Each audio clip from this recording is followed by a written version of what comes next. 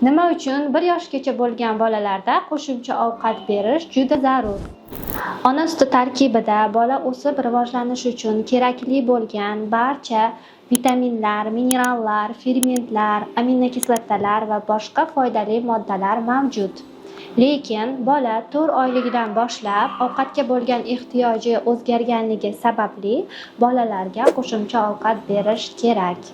Bolaga qo'shimcha ozuqalarni berish bolani sog'lom o'sib rivojlanishi va ularning energiyaga bo'lgan yuqori ehtiyojini qondiradi.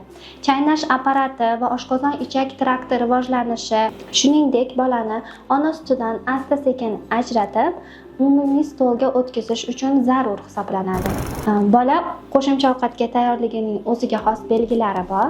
Masalan, bola ota-onasining quchog'ida yoki maxsus bolalar stulchigida o'tira olishi kerak. Bolaga turli predmetlar yaqinlashtirilganda, uning og'ziga olib borilganda og'zini ochib va chaynashga harakat qila olishi kerak.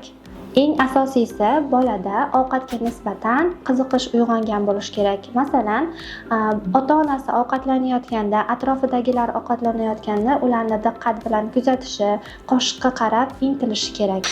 Sizning farzandingizda ovqatlanish bo'yicha qanday muammolar bor? Shu haqda kommentariyada yozib qoldiring va keyingi videolar albatta shu haqda bo'ladi. Eng asosiysi, Farmstandard Lux klinikasi Instagram sahifasiga obuna bo'lishni unutmang.